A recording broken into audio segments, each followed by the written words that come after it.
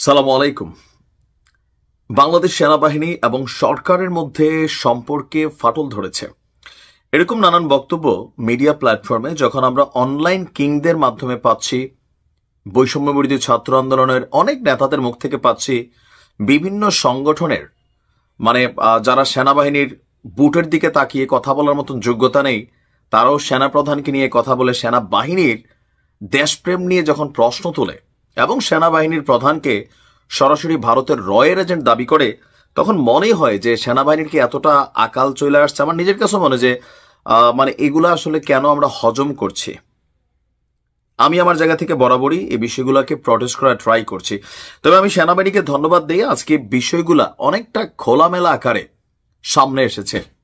সরকারের উদ্দেশ্যে এবং জনগণের উদ্দেশ্যে সেনাবাহিনীর খুবই স্পষ্ট একটা বিবৃতি এই মুহূর্তে আমরা পেয়েছি। সেটা হচ্ছে, গেল কয়েকদিন আগে আমাদের সেনাপ্রধান জেনারেল ওয়াকারুজ্জামান করিডোর ইস্যুতে কথা বলেছেন, বন্দর ইস্যুতে কথা বলেছেন। যখন এই নিউজগুলো আমরা দেখেছি, তো কেউ কেউ মনে করছেন যে অবশ্যই সেনাপ্রধান হিসেবে তার এই কথাটা বলার এখতিয়ার আছে। নির্বাচন বা অন্যান্য ইস্যুতে তিনি কি বলবেন সেটা আলাদা, বাট যেহেতু করিডোর দেশের সার্বভৌমত্বের সাথে কানেক্টেড, বন্দর এখানে অনেকে বলেন যে সার্বভৌমত্বের সাথে কানেক্টেড, তবে করিডোরটা অতীব গুরুত্বপূর্ণ। তো এই বক্তব্যগুলোর মাঝখানে আজকে আমাদের সেনাবাহিনী থেকে একটা ব্রিফিং সামনে আসছে।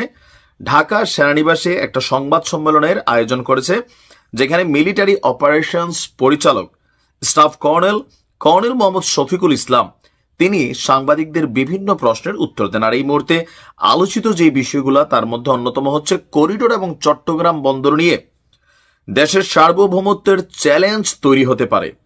সেই চ্যালেঞ্জ সেনাবাহিনী আমলে নিচ্ছে কিনা এবং চ্যালেঞ্জ নিলে কি ধরনের পদক্ষেপ নিচ্ছেন। সাংবাদিকদের প্রশ্নের জবাবে কর্নেল শফিকুল ইসলাম বলছেন, জাতীয় নিরাপত্তা বিঘ্নিত হয় এমন কোন বিষয়ে সেনাবাহিনী সম্পৃক্ত হবে না।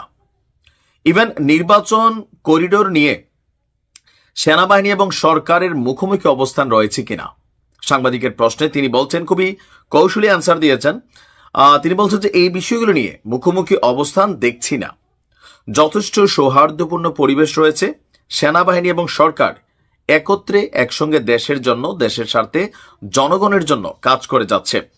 দেশের সার্বভৌমত্ব রক্ষার জন্য বা নিরাপত্তার জন্য সেনাবাহিনী একতাবদ্ধ হয়ে কাজ করে আসছে।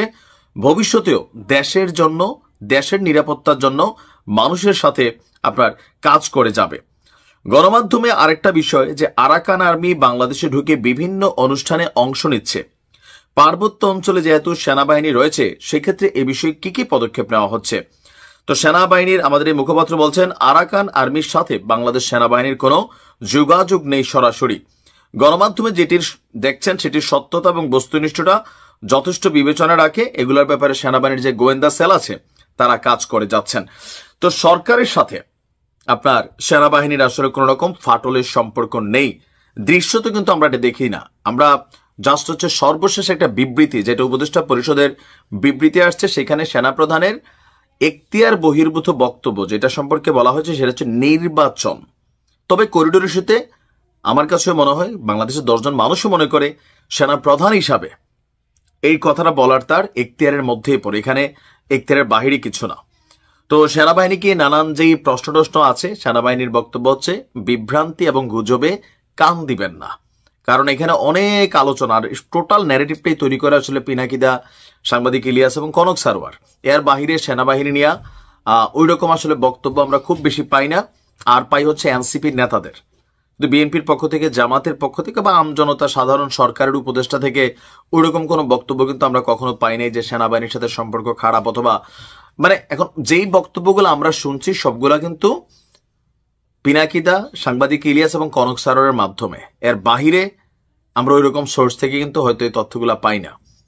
তো যাই হোক, আমার মনে হয় যে এই বক্তব্যটা স্পষ্ট করে দিছে, এটা ভালোই হয়েছে। ভালো থাকুন, আসসালামু আলাইকুম।